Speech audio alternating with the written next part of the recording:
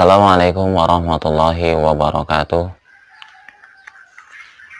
Wa ba'da salam, hamdan wa syukran lillah, salatan wa salaman ala rasulillah, amma ba'd. Para pemirsa channel YouTube Ustadz WTS, kita lanjutkan lagi pengajiannya ya, pengajian kitab ini, kitab Wejangan Nabi untuk para pendekar silat. Nah, jika pemirsa baru pertama melihat video ini, itu silahkan Anda cari di YouTube, judulnya Kitab Wejangan Nabi untuk Pendekar Silat. Nah, di sana dijelaskan kita ngaji apa sih, ini kitab apa sih, ada di penjelasan di sana, di video yang lebih dulu dari ini gitu. Saya ulang lagi, judulnya Kitab Wejangan Nabi untuk Pendekar Silat. Anda ketik di pencarian YouTube. Setelah diketik, nanti Anda ketemu. Kalau tidak ketemu, Anda cari terus ke bawah, nanti lama-lama ketemu. Judulnya Kitab Wejangan Nabi untuk Pendekar Silat. Mari kita lanjutkan. A'udzubillahi minasyaitonirrajim. Bismillahirrahmanirrahim. Qala, Sayyidina Ali berkata, Da'ani Rasulullah sallallahu alaihi wasallam fakhallautu ma'ahu fi manzilihi. Sayyidina Ali berkata bahwa Rasulullah memanggilku, kemudian kami berbicara empat mata di kediaman beliau. Faqala li, maka Rasulullah bersabda kepadaku. Sabdanya adalah, Ya Ali, anta mini bimangzilati Haruna an Musa alaihi salam ghaira annahu la nabiyya ba'di. Nah, wahai Ali, posisimu bagiku seperti posisinya Nabi Harun bagi Nabi Musa. Bedanya, tidak ada nabi setelah aku. Ini menunjukkan bahwa kedekatan antara Nabi Muhammad SAW dan Sayyidina Ali dikiaskan atau dicontohkan seperti kedekatannya Nabi Harun dan Nabi Musa. Bedanya, kalau Nabi Harun dan Nabi Musa ini sama-sama nabi ya, dua kakak beradik dan sama-sama nabi. Sedangkan Rasulullah dan Sayyidina Ali ini berbeda walaupun sama-sama saudara, antara paman dan keponakan ya. Tetapi Sayyidina Ali bukan nabi. Atau kalau dalam kekeluargaan, nanti Sayyidina Ali ini menjadi menantunya Nabi Muhammad SAW.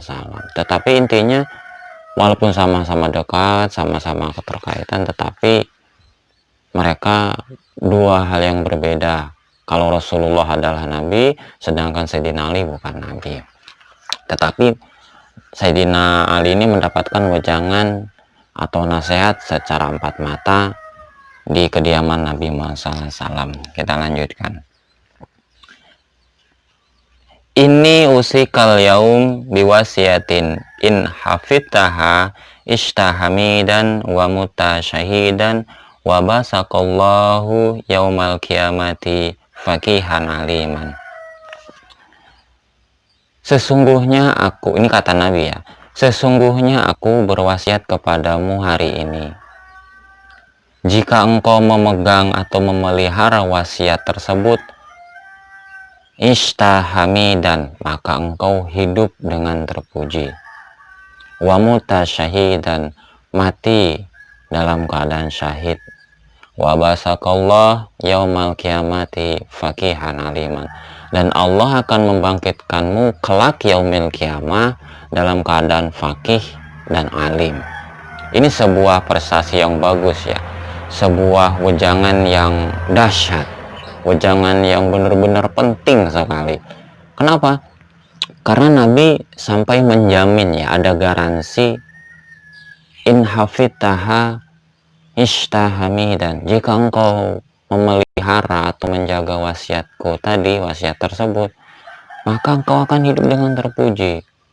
Padahal bagi kita ya para pendekar, hidup terpuji itu adalah sebuah tujuan. Kenapa? Ya karena memang kita ini para pendekar ya, nggak usah disebutkan lah perguruannya apa, organisasinya apa, yang penting kita nih pendekar, orang-orang yang pernah berlatih pencak silat lalu lulus itu kan disebut pendekar. Di setiap perguruan, di setiap organisasi pencak silat, semuanya mengajarkan kebaikan, menuntut semua siswa-siswanya untuk menjadi pendekar yang baik, pendekar yang terpuji. Kalau istilah organisasi mungkin ada yang menyebutnya menjadi orang yang memayu hayuning bawono, ada yang mengatakan orang yang berbudi luhur, bisa juga misalnya tapas lero kalau misalnya orang Sunda, jadi jalmanu silih asih, silih asuh, silih asa, dan seterusnya ya. Intinya menjadi orang-orang baik, orang terpuji gitu. Dan ini adalah sebuah apa ya, salah satu di antara jaminan Nabi jika berpegangan pada wasiat Nabi, pada wejangan Nabi ini, maka istahmi dan hidup dengan terpuji itu. Selain itu apa lagi? Wa muta syahidan ya. Dan mati dalam keadaan syahid. Mati syahid ini berarti dalam keterangan-keterangan kan dijamin masuk surga ya, mati syahid itu. Nah, muta syahidan, mati keadaan syahid. Wa basakallah yaumal kiamati faqihan aliman, dan Allah akan membangkitkan kelak yaumil kiamah itu dalam keadaan fakih dan alim. Fakih dan alim ini kesimpulannya di orang-orang soleh. Jadi kita nanti insya Allah dibangkitkan dalam keadaan golongannya orang-orang soleh gitu. Ini sebuah prestasi yang bagus sekali, sebuah hal yang sangat diimpi-impikan bagi kita selaku orang Islam gitu. Nah gitu. Jadi apa ya, Nabi memanggil Sayyidina Ali, mereka berbicara empat mata di kediaman Nabi, lalu memberikan sebuah petua, sebuah wejangan. Kata Nabi, ini usikal yaum biwasyatin in hafitaha istahamidan wa mutasyahidan wa basakallah yaumal kiamati faqihan aliman. Aku berwasiat kepadamu, jika engkau menjaganya, menjaga wasiat tersebut, maka engkau hidup dengan terpuji, mati dalam keadaan syahid, dan di kelak dibangkitkan oleh Allah SWT di yaumil kiamah dalam keadaan fakih dan alim, dalam keadaan menjadi orang-orang yang soleh. Semoga kita menjadi orang-orang yang demikian. Amin ya Allah ya Rabbal alamin. Kita teruskan wejangannya, yaitu ya Ali, wahai Ali, atau kita maknai secara kependekaran ya. Ya Ali, wahai Ali dan para pendekar pengikut Sayyidina Ali, man akalal halala sofa dinuhu waraka qalbuhu walam yakun lidakwatihi hijabun. Wahai Ali dan para pendekar pengikut Sayyidina Ali, man akalal halala, pendekar manapun, pendekar siapapun yang memakan harta halal, sofa dinuhu, maka jernihlah agamanya, waraka qalbuhu, dan lunaklah hatinya, lembutlah hatinya, walam yakun lidakwatihi hijabun, dan tidak ada penghalang atas doanya gitu. Wasiat Nabi ini sangat penting ya, sangat penting sekali. Wahai Ali dan para pendekar pengikutnya, menurut kita ya, artinya makna kita lah itu supaya mudah dipaham. Barang siapa yang memakan halal, harta halal, maka akan jernihlah agamanya. Jernihnya agama ini suatu hal yang sangat sulit sekali kita raih ya, kecuali atas kehendak Allah Subhanahu wa taala. Kenapa? Karena kita ini hidup di zaman yang modern, banyak apa ya, sering melakukan dosa gitu. Tapi dengan perantara ini, kata Nabi, man akalal halala sofa dinhu, pendekar siapapun gitu, atau siapapun orangnya, barang siapa yang makan halal, maka jernihlah agamanya gitu. Jadi agamanya tidak abangan, tidak abu-abu, tidak belang-belang gitu, agamanya jernih gitu. Sofa dinuhu waraka qalbu, dan lunak hatinya.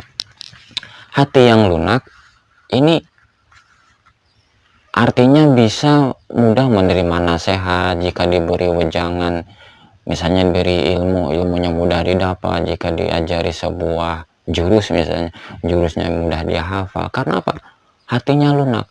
Hati yang lunak ini kalau diibaratkan benda gitu ya, diibaratkan benda seperti spons, busa atau gabus atau matras gitu ya. Disiram air dia akan mudah meresap, disiram kecap, kecapnya meresap, disiram saus, sausnya meresap, disiram apa, kopi, kopinya meresap.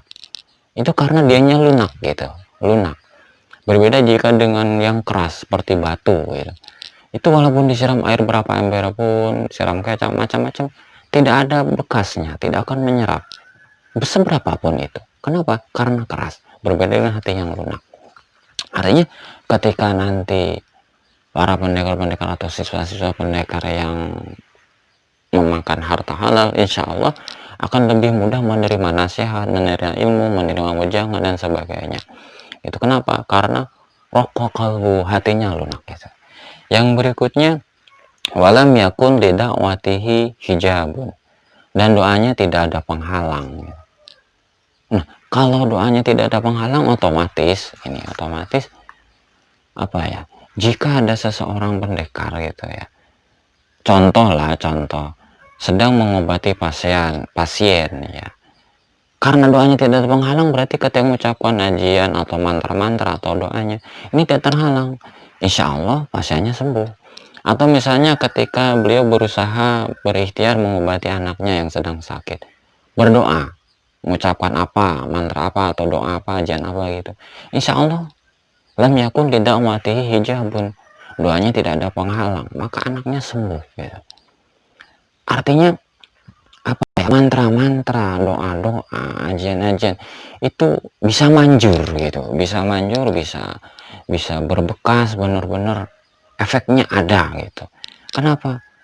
Ya ini kan keterangan kata Nabi, man akalal halala sofa dinuhu warata qalbuhu walam yakun lidakwati hijabun.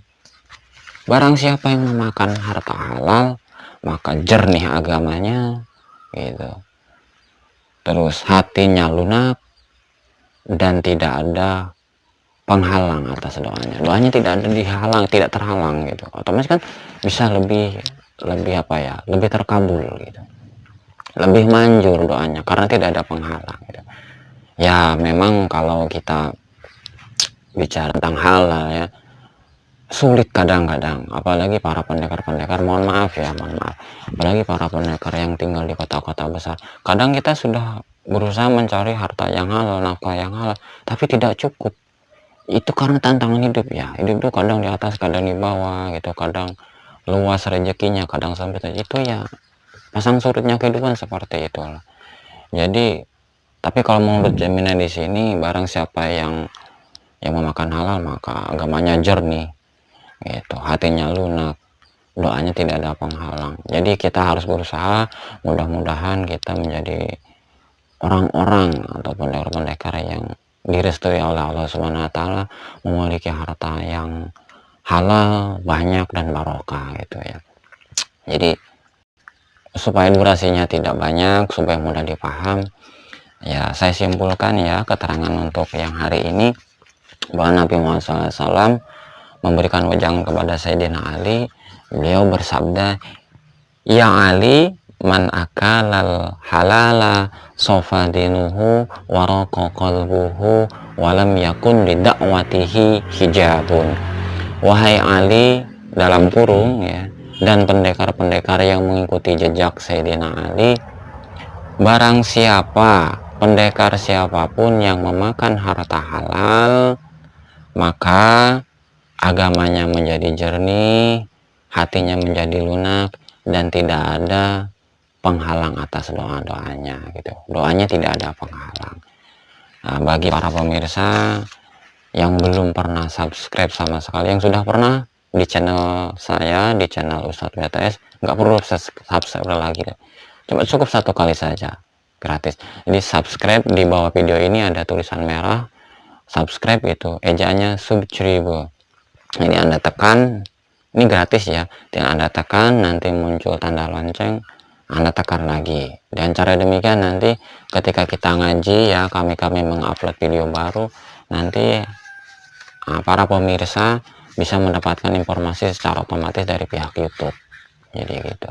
Jadi silahkan Anda subscribe. Yang sudah subscribe nggak perlu subscribe lagi, cukup sekali. Jadi satu channel cuma satu subscribean gitu ya, nggak perlu berikutnya.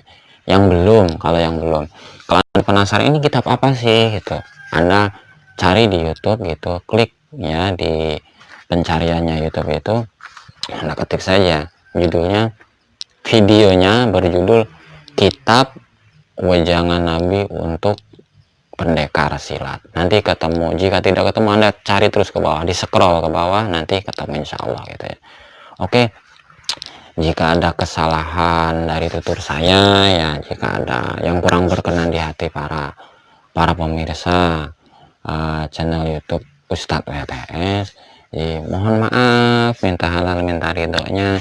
Saya hanya ingin berusaha mencerahkan ya berbagai ilmu yang saya dapatkan dulu waktu di pesantren, dan kebetulan